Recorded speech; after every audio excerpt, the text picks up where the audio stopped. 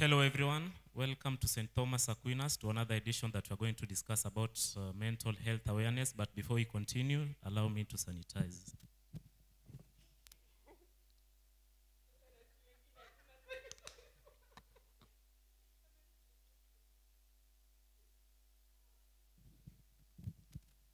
Yes, because that is one of the directives of the government, we must adhere to them. Yeah, today's discussion is about mental health awareness, and let me first start by introducing myself. Anthony Michael Cheng is my name, and we continue from my left side on the introduction. Hello viewers, my name is Janet Masharia. Hello, I'm Wakwanalo Williams Warren. Hi, I'm Esther Akinyo Pondo. Hi, I'm Nicole Njuki. Hello, I'm Sherry Nauma. Yeah, thank you everyone for the great introductions. And today being our mental health discussion, it's a very interesting topic because it's one of the areas which affect people mostly and they might not know. Mental health has been discussed by many people.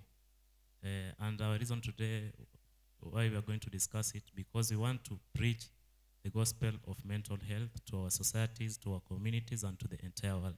With me, we have several questions that we are going to ask our panel because it's an open discussion. Okay, the first question about mental health today is about what do we mean by the term mental health? And it's an open question to my panel, and anyone can answer the question. Yeah, thank you. Mental health is an absence of mental disorder. Good, Esther. It's a great explanation of mental health. Anyone else who would wish to answer the question? I can say that mental health is a state of well-being in which an individual is able to realize their abilities, is able to cope with stresses of normal life, and can be able to work productively and be able to contribute positively to the society. Yeah, great. Anyone else? Yeah, so all your inputs are very great, but me, I just want to summarize it by the WHO description of mental health. And WHO, they describe mental health as a state of emotional well-being, which enables a person to function normally in the society and accept their achievements in a positive way. Yeah, thank you. So the next question is, as we are moving forward, is about mental illness. What do we mean by this thing called mental illness? Anyone can answer that question? Okay, to me, mental illness is a state of being unstable. The instability is what brings about the illness. Maybe you are unstable in emotions, you are unstable in your thoughts, and you are maybe unstable physically. So you being unstable, it will lead to you having the problem of the mental. More so, you being unstable in your thoughts, it will be what will lead more to the mental illness. Thank you. Yeah, great. Anyone else? Mental illness, it is a disorder that affects a person's moods, thinking, and behavior. Yeah, that's great. So mental illness, when we are discussing about mental illness, just like the other condition when we are talking about pneumonia, mental illness is just the same with the diseases. The only difference is that it affects the brain. It's like the way pneumonia affects the respiratory tract. The respiratory tract is just the same way that mental illnesses affect our brain. So it's just a medical condition that affects and disrupts someone's thinking, the behavior, just the way my colleague has said. Yeah. So as we are moving forward, the next question is characteristics of a mentally healthy person. Let's see these characteristics. You know, and I know this is an area that everyone has to contribute in. Characteristics of a mentally healthy person. I think one way to establish that you are mentally well is if you are able to make sane decisions. Yes. Yes. Anyone else? Another characteristic of a mentally stable person is proactive. You are proactive to everything that you are doing, from where you are living, your cleanliness, your hygiene, to your workplace, and how you relate with people. Another one I can mention is one does not become overwhelmed by emotions such as fear, anxiety, or fear and anxiety. Also, one is able to cope with change. Another characteristic of a mentally healthy person is that they are able to manage change and uncertainty. All of your inputs are great, and we have very, very many characteristics of a mentally healthy person, to include self-awareness. Yeah, a mentally healthy person is someone who has a realistic knowledge of himself. The other one is ability to accept one's strengths and weaknesses. There are very, very, very many, going to the ability to cope with their daily frustration without personality disorganization. Those are just but some of the characteristics of a mentally healthy person. Now, the characteristics of a mentally ill person are just the opposite of what we have discussed, like those inability of someone to be knowledgeable about themselves and the rest. Yeah. So the next question is, what are some of the causes of mental illnesses? One is loss of job or unemployment. The other one is poverty. We can also say a physical cause where one gets a head injury, and this may result in mental illness. Depression.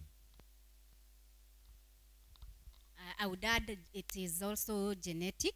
You can inherit it from a lineage, from your lineage. If you have a story of mental illness in your family, you can also inherit it from someone else. Also, I would like to add that mental illness can also be caused by infections. If you suffered from, for example, meningitis or any other infection that will cause brain damage, that can lead you to mental illness. Another one is bereavement. When one loses a loved one, and this can cause stress, hence cause mental illness. Environmental exposure before birth. This is whereby a pregnant woman consumes alcohol or does drugs. It can deteriorate the mental health of the unborn child. Wow, I'm impressed by your answers because they are great, great answers, but the causes of the mental illnesses are majorly classified into three, including with the predisposing factors, the perpetuating, and the precipitating factors. So under the predisposing factors, these are the factors which determine the likelihoodness of the person to getting a mental illness. And majorly, they are adversely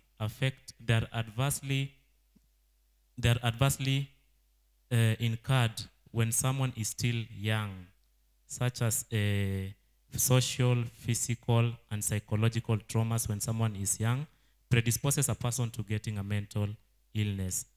And the other one is the precipitating factors. Under precipitating factors, these are events which takes place shortly before someone gets a mental illness, such as abusing drugs and misfortune such as the loss of a loved one, loss of a job, loss of court issues. These are the precipitating factors. Under perpetuating factors, these are the secondary causes of mental illnesses such as the social withdrawal that you talk about. Yeah. And all the causes that you talk about, they just fall under the predisposing factors, perpetuating, and precipitating factors. Yeah, let's move to the next question, which asks, what does the symptoms of mental illness affect? Giving examples maybe of the symptoms for mental illness. If I am withdrawn from people, what that will affect my life is that I will have social isolation. And so my relationship with other people will be at stake. So symptoms of mental illness will affect my relationship, either with my family, with my friends, and also with society. I would also say that another symptom maybe of mental illness, it affects our eating disorders. And so when I don't eat well, you'll find that my immune system goes down. Also, mental illness affects our brains, that I cannot think straight, I cannot make informed decisions. And so if I'm not able to make informed decision, also that will be characterized by how I behave and how I react towards other people, among others. Yeah. So as anyone else? Another factor is being unhappy, because happiness is an inside job. So when you have unbalanced emotions, unbalanced thoughts, this will cause you to be unhappy. Another symptom is excessive. Another symptom is excessive fear and worries, and this can affect someone's confidence, whereby he or she cannot stand before others. His confidence, his self-esteem goes down. Yeah, great. Those are some of what the symptoms of mental illnesses affect. Elaborating on it further, the symptoms of mental health, they affect our thinking, our behavior, our attitude, our perception, the way someone's behave, those symptoms like the withdrawal. Definitely person will behave differently. Your perception towards life changes, and your attitudes towards yourself, you just begin to be negative, and the rest. So they majorly affect our behavior, our attitude, perception, and the rest. Moving to the next question. What are some of the general prevention measures for mental illnesses? General prevention measures for mental illnesses, First general prevention measure is meditation. You should learn to meditate, maybe from yoga, maybe from dancing, maybe from music you listen to. This will help calm your nerves, and it will improve on your focus and help you in your emotions being stable. Thank you. I would classify them into three. There is before mental illness, what should be done. And I think education and sensitization and giving information and good facts. Maybe when you inform yourself about mental illness, you educate yourself about it, and also we sensitize society about it. Then I think we will be reducing mental illness. Then that is the primary prevention measure. Then there is the secondary. Secondary prevention measure is where already I'm a victim or I am mentally ill. What are the measures that can be put in place for me to reduce the symptoms or severity of mental illness? And so getting the right help, maybe medical help, and also, so maybe I'll find myself taking medication, getting therapy, and also trying to minimize any traumatic events that trigger or increases my mental illness. Then there is the tertiary prevention. That is, how do I live with my mental illness? And so there comes about family support or friend support, community support, where we will deal with stigma and also discrimination.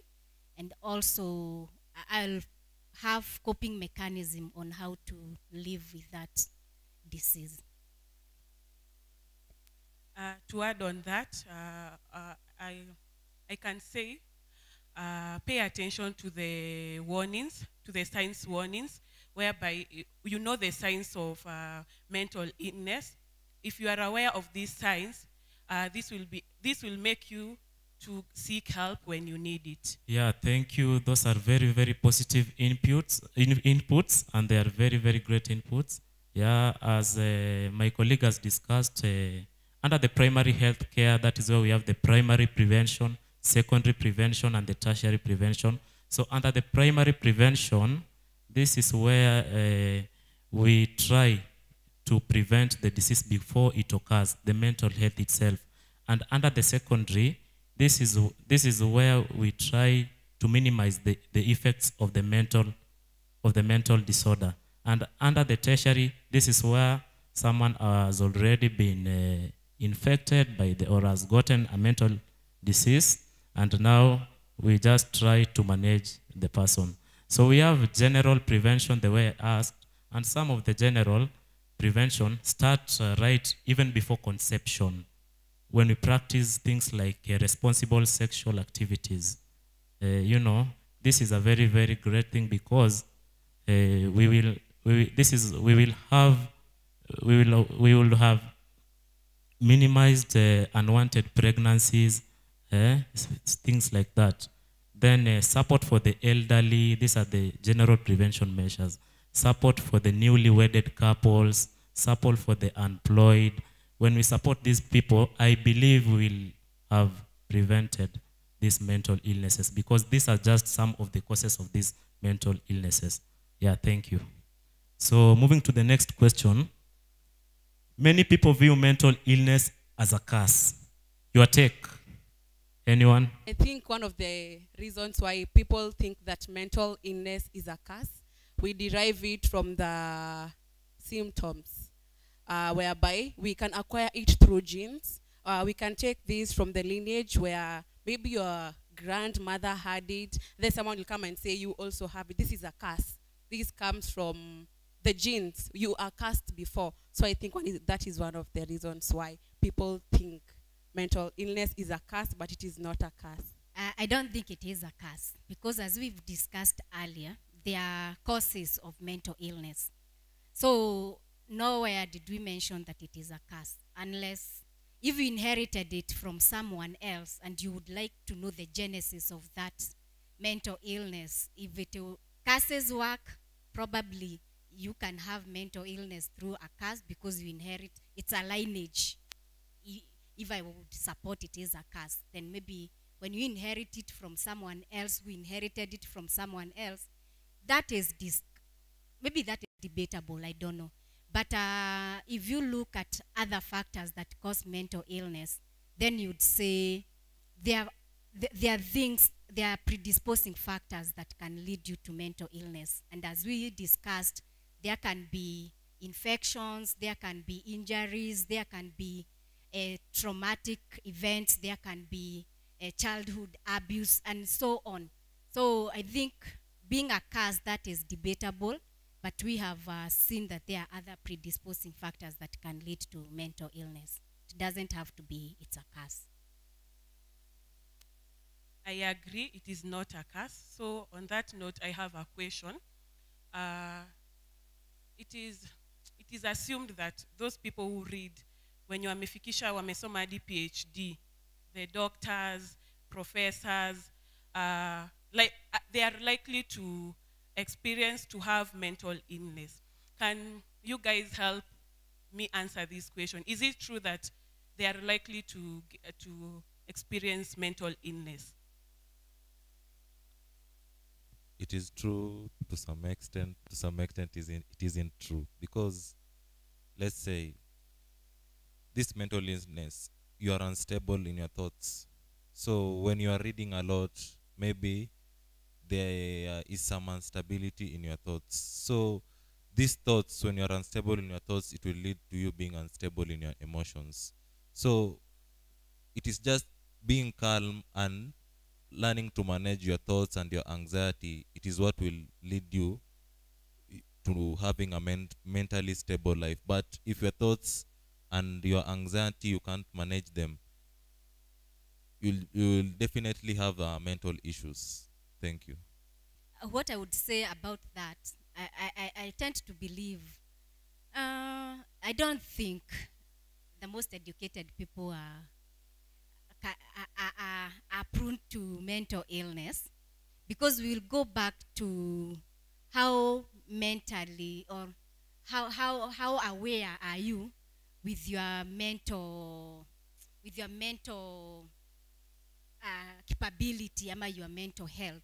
Because if you are aware of it as you pursue your education, I think you'll be able to control and to balance, so as you don't go off, you don't go mad, you don't go insane. So I think, and we've seen, if we take examples, there are so many learned people out there, but I wouldn't say that they are mentally ill, no.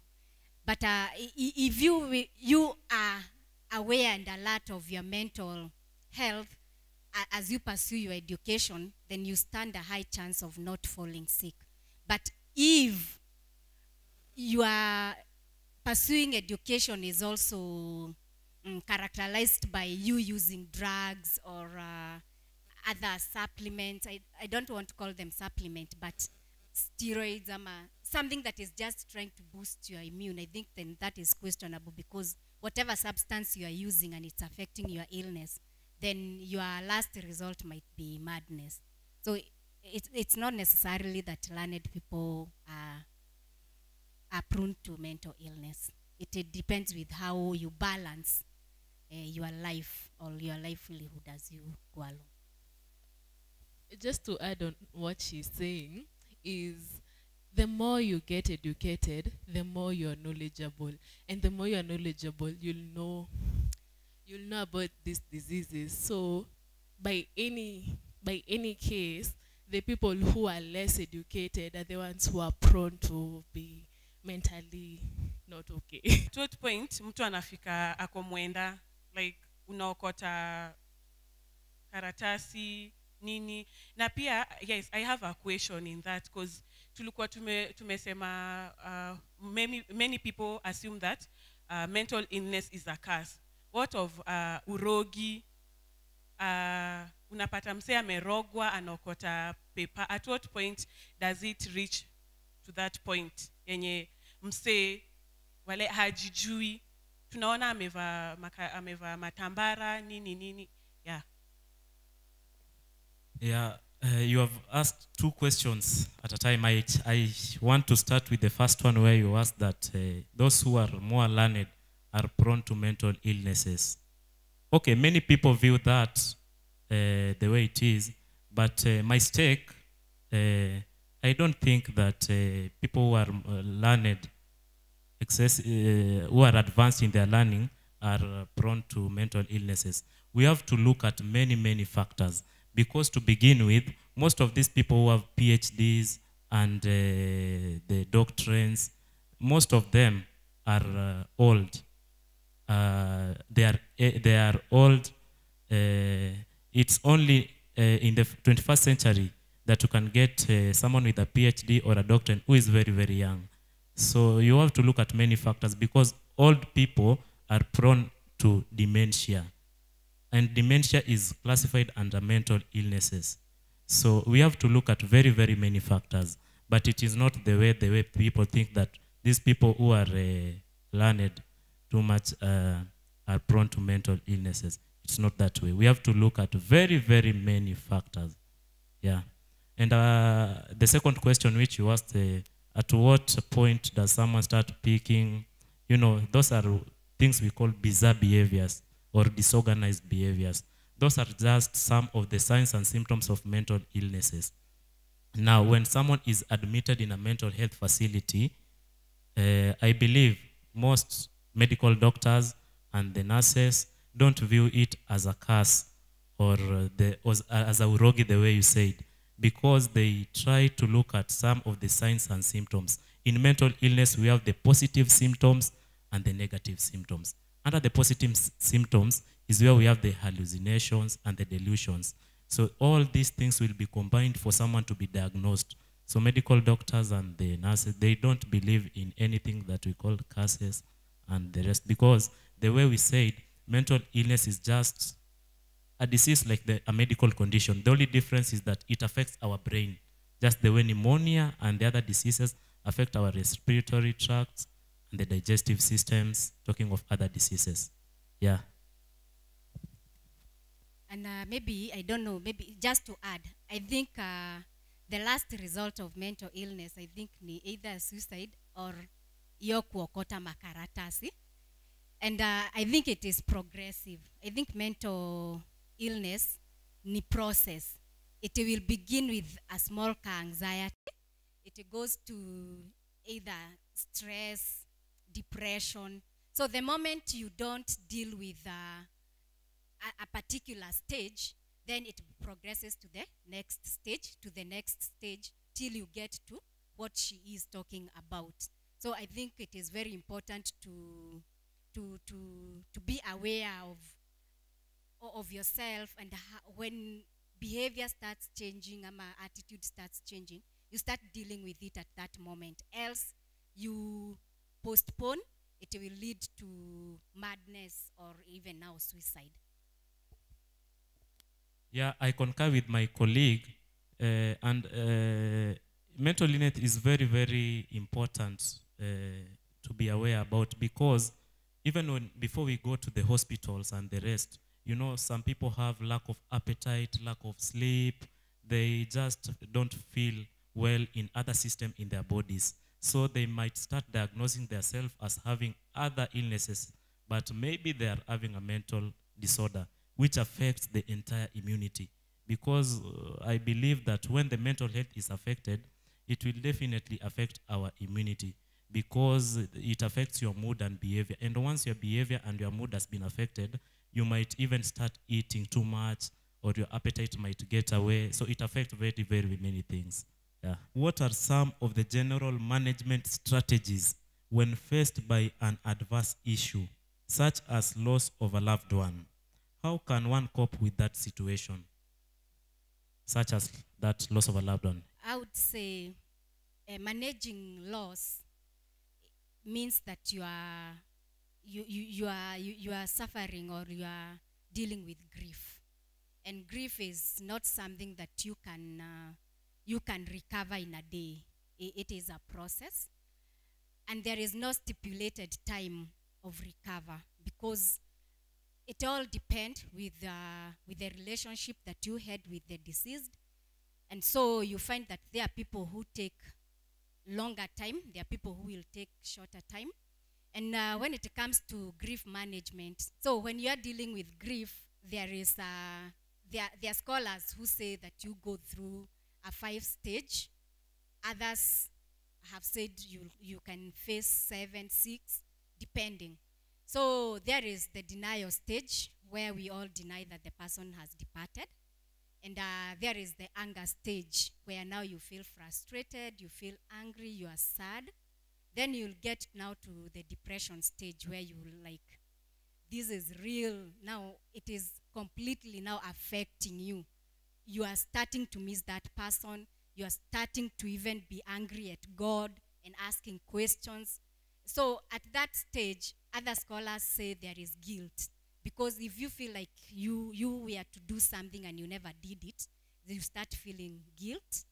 Then there is the bargaining stage, where now you come to terms with death, and you start asking yourself, how do I move on? How do I try to forget this person, or to keep his memories, or so on, so on. And then there is the last stage, which is acceptance. Now this is where you now have accepted this person is not coming back to us, and I'm going to move on. And you don't have to go through those stages progressively, like stage 1, stage 2, stage 3. Because if I was in bad terms with this person, most likely I will not even mourn about that person.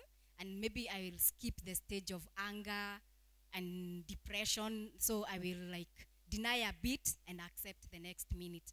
So depending on the relationship that you had with the deceased, it will now influence the time that you take to recovery. So people react differently, and I always say that time heals at the end of the day. So if you allow time to pass and for you to grieve, then at the end of it all, I believe that you are going to conquer. So one step to recovery or to manage loss is talk about it. Talk about it. Don't hide those emotions to yourself. It is recommended that you talk about that person who died with your friends, with your family. Then accept your feelings. If you are in that anger stage, if you are in that denial stage, if you are at that depression stage, if you are at the bargaining or acceptance stage, accept those feelings, because the moment you accept now, it gives you the courage to face the next stage or the next life. Then also get support where necessary. Most people say, I hate when people are around me, but at that moment, that's when you need friends most, that's when you need family most. Then also reach out, support other people who have lost their loved ones. That way you will also know that you are not the only one going through this. You can also be a blessing to someone else who is also facing through that. Yeah. They start with denial, anger, bargaining, depression, and finally acceptance. And in any situation, such as the adverse issues, these are the stages which someone goes through.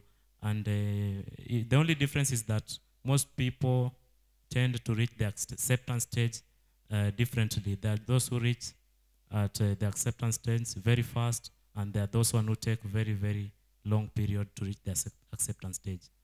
Now, moving to our question on the general management, when someone faced with an adverse issue, because we have many adverse issues, such as loss of court issues, talk about loss of a loved one, being involved in a road accident. It is not something which is very, very easy to deal with.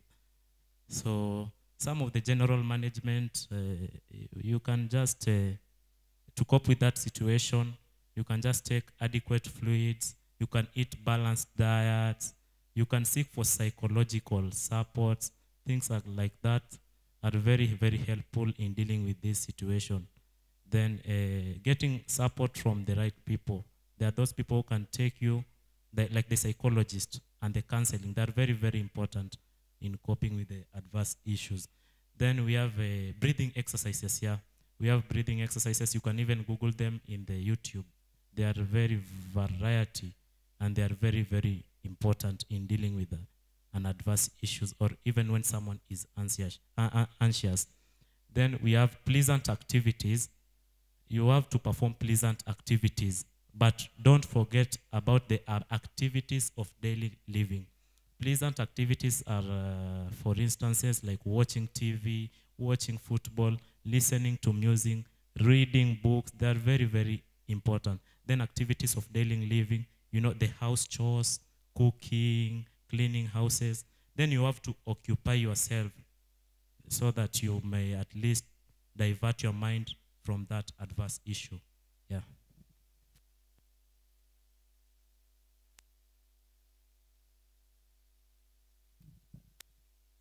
Yeah, moving to the next question, we have mentally ill patients face stigmatization in our communities.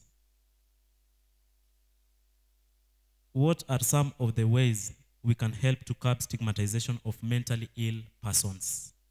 Yeah, anybody? You can say awareness, in that we create awareness that not all mentally people are violent. The most case of stigmatization is someone thinks that this person may attack them. So we create awareness and we tell the people how to cope up with the situation, and tell them that these people are not the way the society perceives them to be.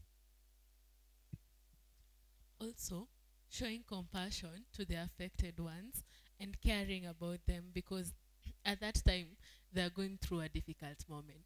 Be patient with them, care about. Eh,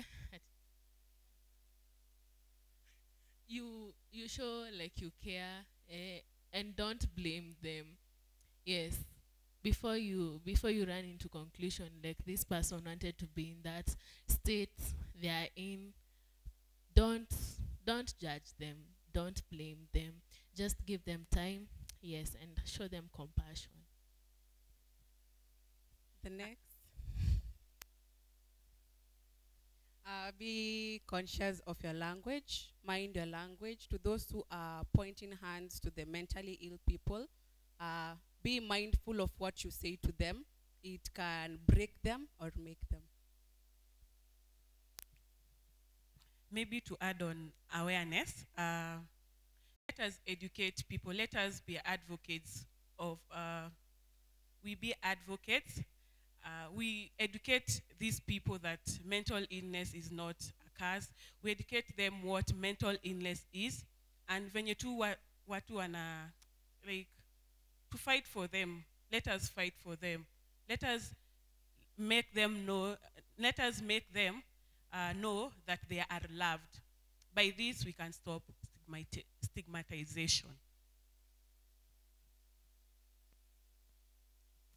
Yeah, those are very, very great answers from my colleagues. And some of the ways that we can help to stop the stigmatization, as we have been told, that the awareness, the education, they are very, very important. But the one which I want to expound on is about the integration of the mentally ill patients in our communities, because you find out that most of these patients are admitted in mental facilities. Now, before they are discharged, when they have recovered, we have to find ways that we are going to integrate them in our communities, because you find it is going to be very, very difficult for them to cope with that situation while at the communities, because most people in our communities view mental illness as a curse. So before they are discharged, we have to integrate them well in our communities. And how can we do this? Some of the way we can do this is maybe educating more people on mental health, having more community-based health workers who can integrate these patients back to our communities. And then the other way is just to form rehabilitation centers for these people, like the barazas for Wazee exist in our communities. So the thing that we can do, we can have them in our groups, like schizophrenic groups, bipolar groups, where they can come and talk the way we are talking. Then they will feel accepted in our communities. Those are just some of the way we can help to stop the stigmatization, and the way my colleagues have discussed. Now, moving to the next question. Due to the COVID-19 pandemic, we are likely to experience increase in mental illnesses across the world, including maladjustment. Your take, anyone? COVID-19, it has affected many people, and one of them is loss of job. And loss of job, this can make someone to get into depression. I would say that is very true. COVID-19 will increase levels of mental illness. And reason being, right now we are in a place where people are anxious about tomorrow, anxious about their future. It has increased fear of dying, fear of infections, fear of losing jobs. And even when we are told to quarantine, I think this is causing us, is depriving us from our routines and our normal livelihoods, causing us to physical isolate. And so there is always feelings of loneliness, and especially if you live alone and not with a family, then you'll feel isolated, you'll feel lonely. There will be cases of even drug abuse, and that will also increase your mental illness. So we find that psychological distress is on the rise, and that's why we need psychological support as early as yesterday, if I would say. else we are going to have a mental ill society or world in the future. And what I would say, I would call for resilience in the nation and also as individuals, because if we cannot be able to bounce back, if we are not elastic enough to expand and to accept change, then I think we will not be ready to face what is to come in the future. I say that revolution is uncomfortable, but it is necessary. And that is what this COVID-19 has brought to us. So if we are ready to change, we have to be resilient. And the government and every other person should be preaching about being resilient, because that is what we need in the future. How do we live with this COVID-19? Because it is here to stay. We don't know till when, and our normal life is beginning to change. Are we ready for that change? And through that, we'll be able to reduce mental illness. Yes. Thank you for this chance. So what I can say about COVID-19 leading to an increase of mental issues, it is true, because in most cases, what will kill people mostly first before than the COVID-19, it is the thoughts. It is the psychological makeup of the persons. It is what will escalate the COVID-19, leading to their deaths more than the COVID-19 itself. So we should be aware of this disease, and we should be ready to live with it, despite the circumstances of being put in the house, staying under maybe solitary. You are on your own. You should learn to cope up with the situation and learn to live with this disease. Thank you.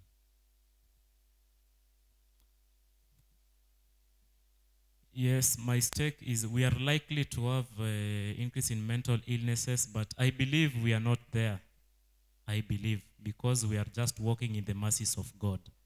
So, it is not something easy to cope with situation like this, because we are locked up in our counties, we are locked up in our country.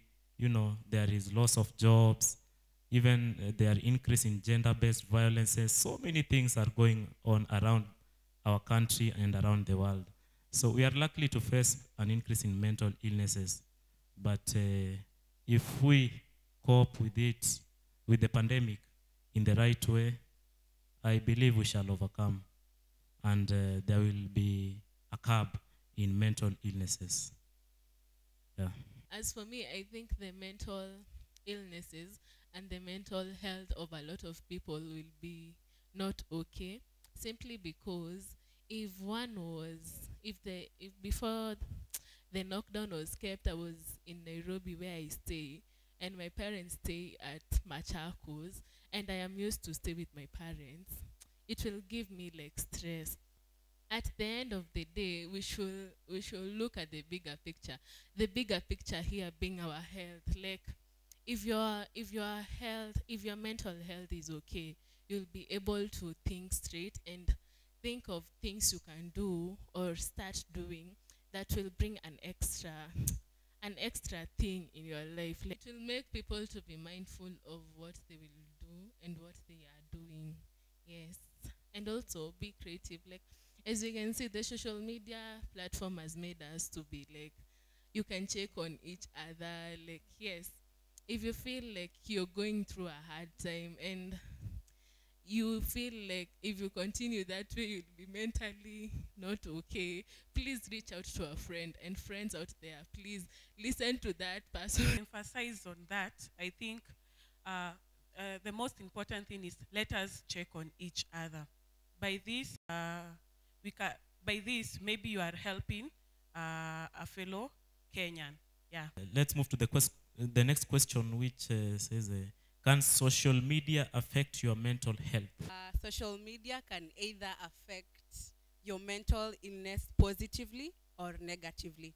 It depends on what you take while you are interacting with others.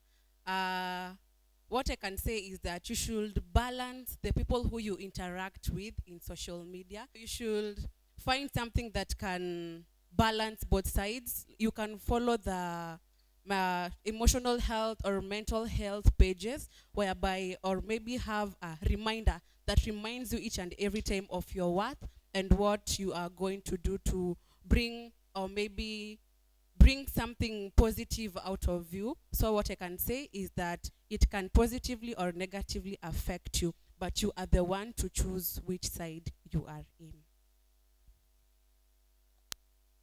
Yeah, it depends on what you are consuming.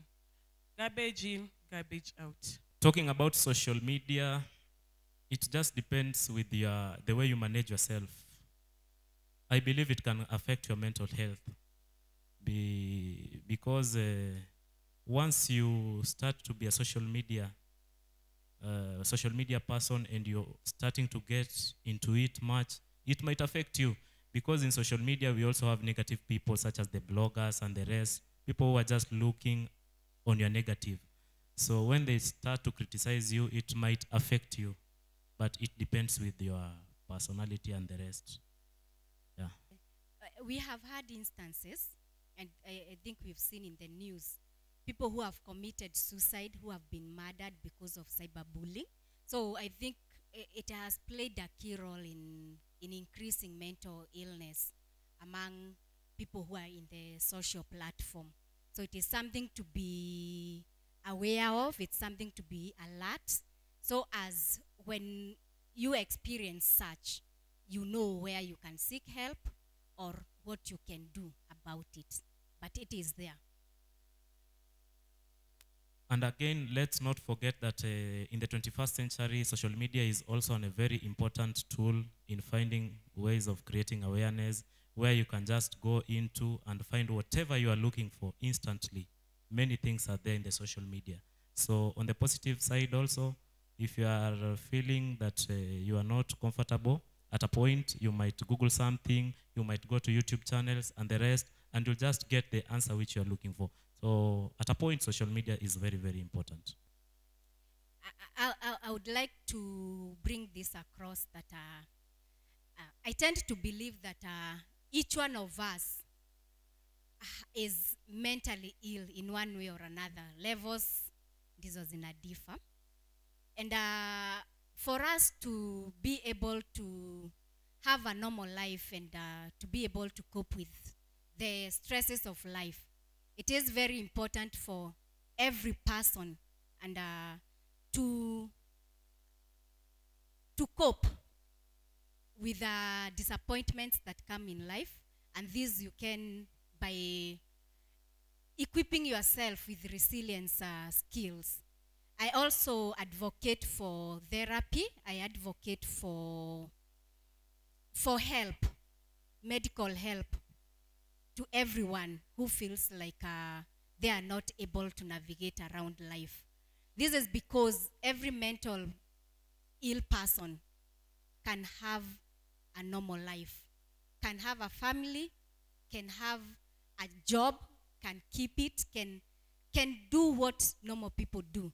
And so it depends with how supportive we are to them. And I call for a society that does not discriminate, that supports and does not stigmatize, because each one of us have their own mental illness. So seek help where need be, and be confident to talk and to be vulnerable. Yes. We are in the mid of a pandemic crisis where we need sanitization. And as much as we sanitize our hands, let us also remember to sanitize our mental health. Let us sanitize our thoughts.